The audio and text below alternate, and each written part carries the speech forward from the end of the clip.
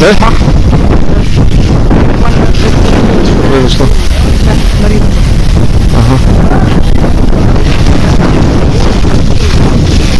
Сейчас вот произошло. Нас подожгли просто. Нам предлагают бараки, общаги барачного типа, деревяшки, печально расселяют. Вот и все. А мы не согласны. Там санитарным нормам не соответствует. Вообще в дома такие. Мы просим нормальное, достойное жилье. И мы выйдем. А пожар, да, пожар уже второй раз подожгли кладовки. Второй раз уже поджигают кладовки. А сегодня вообще чуть обои дома не сгорели. Вот. Хорошо дома люди были. Я звонил 3 раза. 3 раза звонили? 3 раза. А приехали? Приехали, я не заметила, я побежала вытаскивать велосипеды, я ничего не успела спасти, у меня все сгорело. Только 2 велосипеда и все. Так. Там у меня было много пожарка, чего, мы там колеса зимние. Там машина стояла, машину отогнали. Уверены, что поджог, да? Конечно, поджог. Это уже второй раз, неоднократно. Второй раз поджог уже. Тогда поджигали еще раз. Летом поджигали. Короче, все справки, у меня есть справки о пожарах. И вот эти все Вот там же тоже горел дом. Конечно. А вот там горел, да? Начали судиться Кирилловы. Кирилловых поджигали 2 раза, мы помогали вещи. А я смотрел, я решил считать тюрьму. Да, и у Марины Кирилловой, у нее есть справка. Мне дали просто по факту, что пожары. У Кирилловых и у Уваровых имеется справка о том, что, значит, пожар не просто проводка, табак и так далее, то, что подожгли. Кладовки, которые горели в прошлом году, 20 ноября горел барак. Чуть пораньше они в октябре, наверное, горели. Это был поджог. Вот эти справки у меня есть. Я вышла, подруга моя, дети вышли. Мы читали «Отче наш», и огонь встал. Вот так просто встал стеной.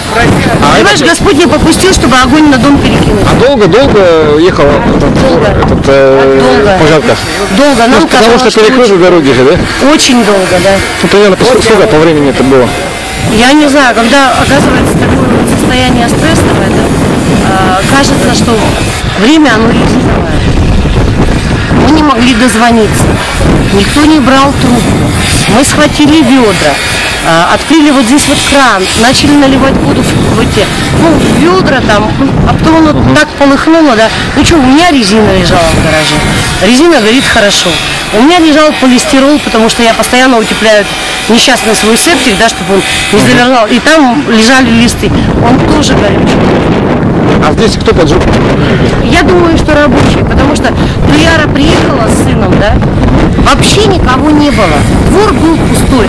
Мы несколько раз выбегали встречать, думаю, мало ли заблудятся, да, первый раз с ребенком в гости приехали. Дети получили страшнейшие. Мы не могли выгнать машину. Да вообще, это все рассказывать, это просто не рассказать. А рабочие стояли, улыбались. Да. Да, 9 мая, выходной день. То есть это был расчет, что люди либо пьяные, да, то есть, в бараках же, в деревянных, двухэтажных, живут только бичи. Мы бичи, мы пьяные, в стельку, видимо, валяем. Еще дороги перекрыты, да? Дороги перекрыты, или люди на параде.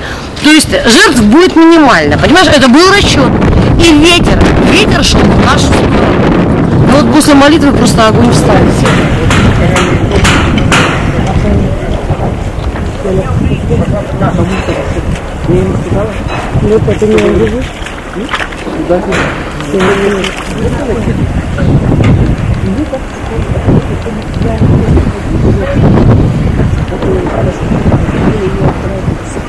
Это было 7 утра. Я только проснулась. Меня не снимайте. Я уехала в 8 вечера. Все, мне уже. В 8 утра я уехала.